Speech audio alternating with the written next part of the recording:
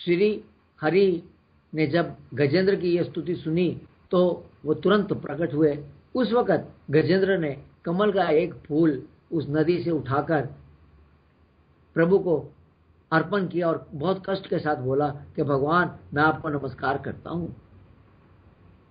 यह देखकर प्रभु ने बहुत प्रसन्न हुए और उन्होंने उसको खींचकर, जोर से खींचकर, सूंड से पकड़कर खींचकर उसको मगरमच्छ के मुंह से बाहर निकाला और चक्र के साथ उस मगरमच्छ को उन्होंने मार दिया।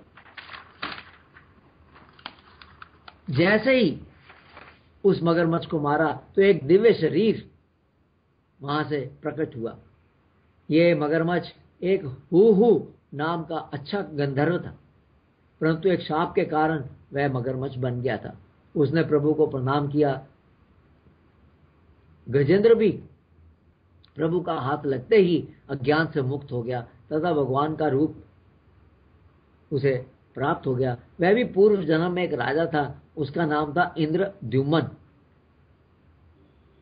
भगवान का वो भगत और यशस्वी राजा था। एक दिन वह भगवान की आराधना कर रहा था, तब अगस्त्य मुनि वहां पर आए।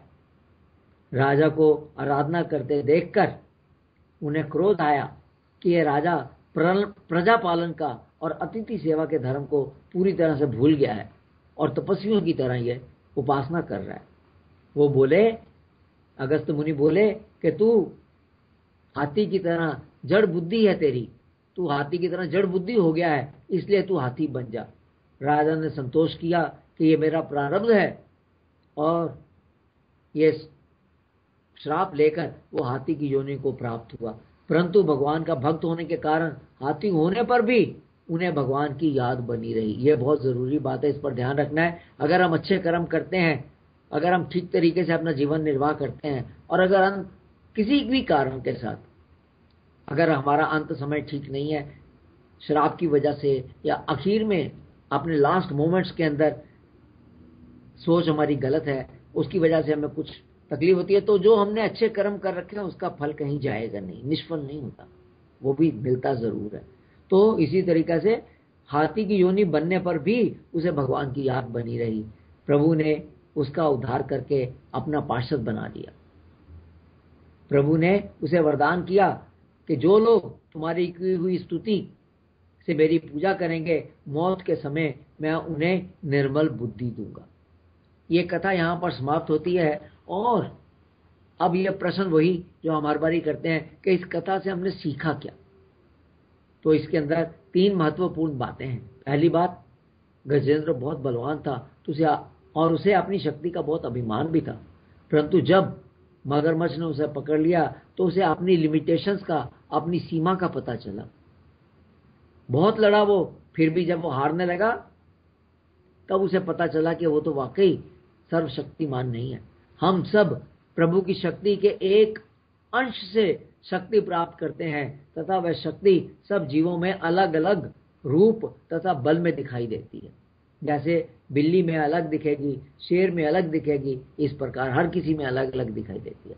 प्रभु ही सर्वशक्तिमान है तथा हमें अपनी शक्ति विद्या के बारे में अहंकार नहीं करना चाहिए। सदा इस बात को ध्यान रखना चाहिए कि प्रभु की शक्ति के एक अंश के साथ ही हम शक्ति प्राप्त करके चल रहे हैं।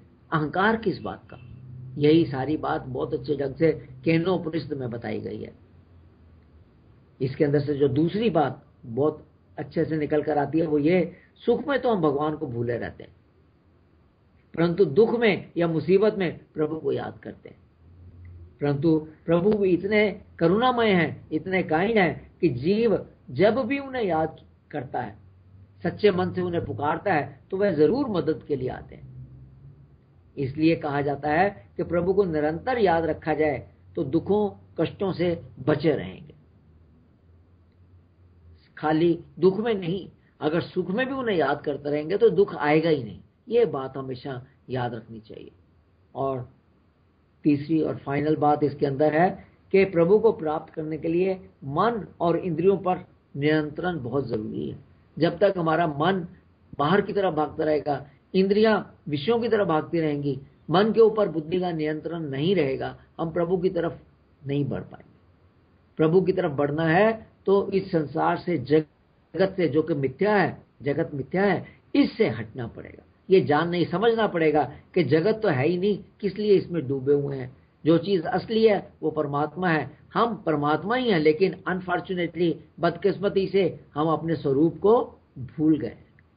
उस स्वरूप को जिसने याद कर लिया, जिसने ये सोच लिया कि सिवाय परमात्मा के कुछ नहीं है संसार में, वो जरूर अंततः परमात्मा को प्राप्त होता है। तो इस प्रकार से ये कथा का यहाँ पर हम समापन करते हैं। धन्यवाद।